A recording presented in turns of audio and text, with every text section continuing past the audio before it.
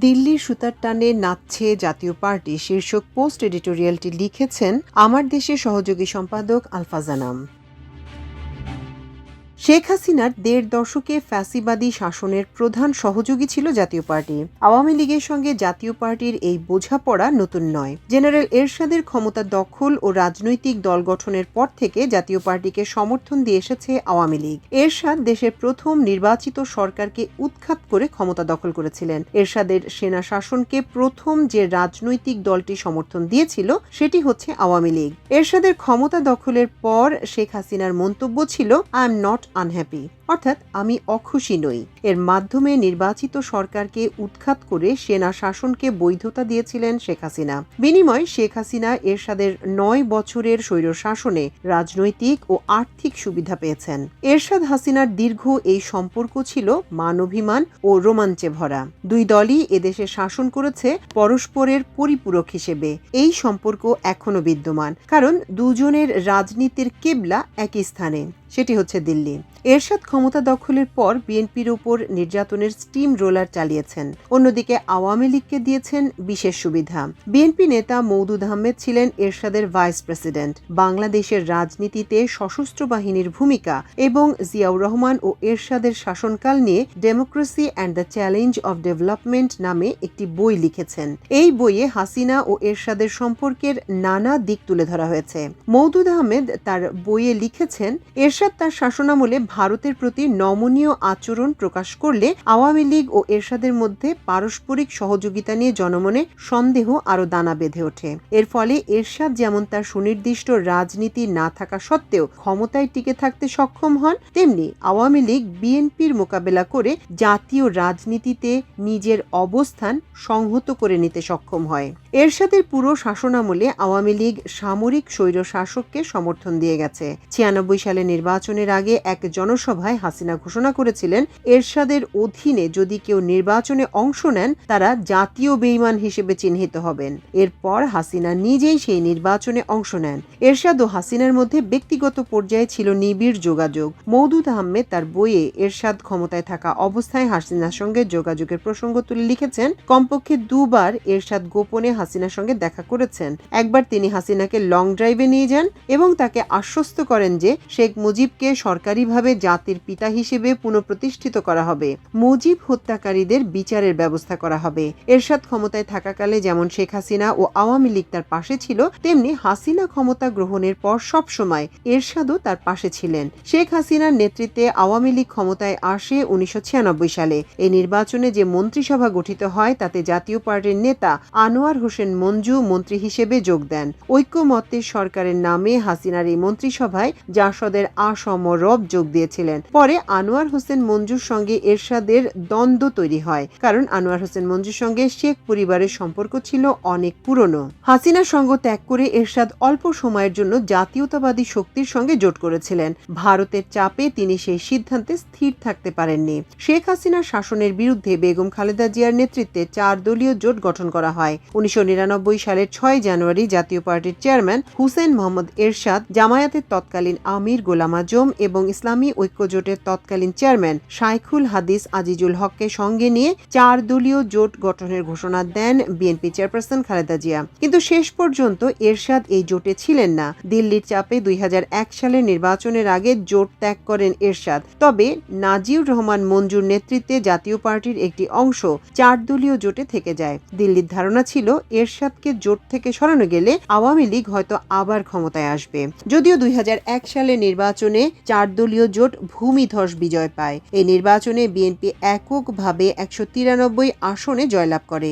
জামাত ১৭ এবং জাতীয় পার্টির আসন সংখ্যা কমে দাঁড়ায় ১৪টিতে। আগের নির্বাচনে জাতীয় পার্টি ৩২ আসন পেয়েছিল। এরপর ৪ দলীয় জোট সরকারের বিরুদ্ধে আওয়ামী লীগের ধ্বংসাত্মক আন্দোলনে সহযোগী ছিল জাতীয় পার্টি।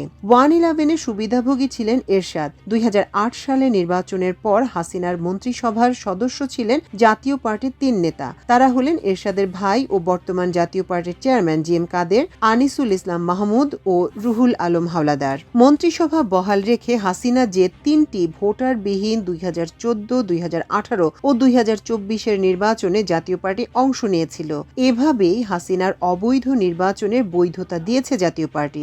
এরশাদের জাতীয় পার্টি সবসময় তত্ত্বাবধায়ক সরকারের বিধানের বিরোধিতা করে এসেছে। হাসিনা আদালতের ঘাড়ে বন্দুক রেখে তত্ত্বাবধায়ক সরকার ব্যবস্থা বিলোপ করলে জাতীয় পার্টি নীরব ভূমিকা পালন করে। হাসিনা প্রতিটি অবৈধ নির্বাচনের পর যে সরকার গঠন করেছে, প্রতিটিতে জাতীয় পার্টির প্রতিনিধিত্ব ছিল।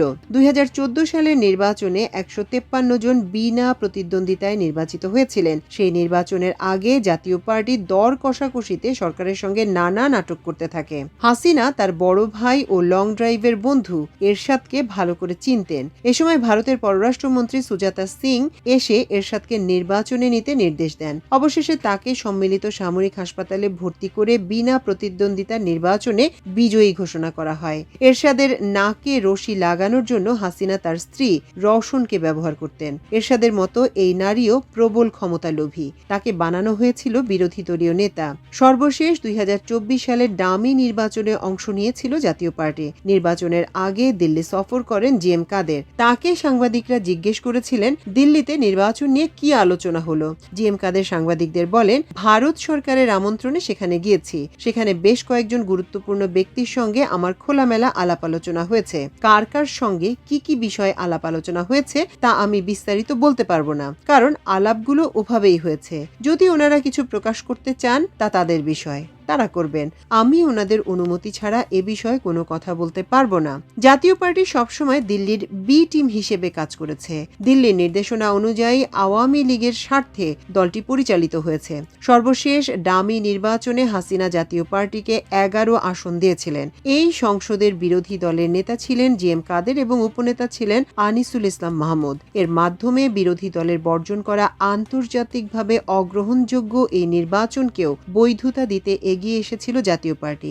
বিস্ময়কর ব্যাপার হলো 1.5 দশকের ফ্যাসিবাদী শাসনের প্রধান বৈধতা উৎপাদনকারী দলটি দেশের রাজনীতিতে বহাল তবিয়তে আছে। 5 আগস্ট হাসিনা পালিয়ে যাওয়ার পর সেনা ভবনে রাজনৈতিক দলগুলোর সঙ্গে সেনাপ্রধানের যে বৈঠক হয়েছিল, সেখানে জি এম কাদের ও আনিসুল ইসলাম মাহমুদ উপস্থিত ছিলেন। এরপর তারা অন্যান্য দলের নেতাদের সঙ্গে বঙ্গভবনের অনুষ্ঠানে যোগ দিয়েছিলেন। বঙ্গভবনে দেশের আইন শৃঙ্খলা পরিস্থিতি নিয়ে আলোচনার সময় জি এম কাদের সেনা শাসন দেওয়ার দাবি করেছিলেন, কিন্তু অন্য রাজনৈতিক দলের নেতাদের তীব্র আপত্তির মুখে তিনি তার বক্তব্য প্রত্যাহার করে নেন। ছাত্র জনতার অভ্যুত্থানে হাসিনার পতনের পর ফ্যাসিস্ট সরকারের মন্ত্রীদের স্থান হয়েছে কারাগারে, বাকিরা পালিয়ে গেছে। কিন্তু হাসিনার মন্ত্রিসভার সদস্য জি এম কাদের, আনিসুল ইসলাম মাহমুদরা রাজনীতির মাঠ কাঁপানোর চেষ্টা করে যাচ্ছেন। ফ্যাসিবাদের দোসর জি এম কাদের এখন ডক্টর ইউনূসের নেতৃত্বে গঠিত সরকারকে ফ্যাসিস্ট বলে আখ্যায়িত করেছেন। মে দিবস উপলক্ষে এক আলোচনা সভায় অন্তর্বর্তী সরকার প্রধান ডক্টর মোহাম্মদ ইউনূসের নেতৃত্বাধীন সরকারকে ক্ষমতায় চান না বলে জানান জাতীয় পার্টির চেয়ারম্যান জি এম কাদের। এমনকি সংস্কার চান না বলেও জানান তিনি। এ সময় অন্তর্বর্তী সরকারকে নব্য ফ্যাসিবাদ বলে আখ্যা দেন জি এম কাদের। শ্রমিক সমাবেশে জি এম কাদের ডক্টর ইউনূস এবং অভ্যুত্থানের নেতাদের কটাক্ষ করে বলেন, আমরা চাই সরকার প্রধান ও তার নিয়োগকর্তারা ক্ষমতা ছেড়ে রাজনীতিতে আসুক। জনগণ যদি তাদের গ্রহণ করে আমরা গ্রহণ করব। আবার বলছি, এই মুহূর্তে অবাস্তব সংস্কার চাই না। নির্বাচিত সরকার ছাড়া কেউ সংস্কার করতে পারবে না। এরশাদের ক্ষমতা গ্রহণ থেকে এখন পর্যন্ত জাতীয় পার্টি পরিচালিত হচ্ছে দিল্লির ইচ্ছায়, যার প্রধান লক্ষ্য আওয়ামী লীগের রাজনীতির পরিপূরক হিসেবে কাজ করা। আওয়ামী লীগের রাজনৈতিক কার্যক্রম যে কারণে নিষিদ্ধ, ঠিক একই কারণে জাতীয় পার্টির রাজনীতি নিষিদ্ধ হওয়া উচিত, কিন্তু তা হয়নি। বরং দিল্লি সুতার টানে জাতীয় পার্টির নেতারা আস্ফালন করছেন। জাতীয় পার্টির সরব হওয়ার চেষ্টা প্রমাণ করে দিল্লি আবার দেশের রাজনীতিতে দাবার ঘুঁটি সাজাচ্ছে।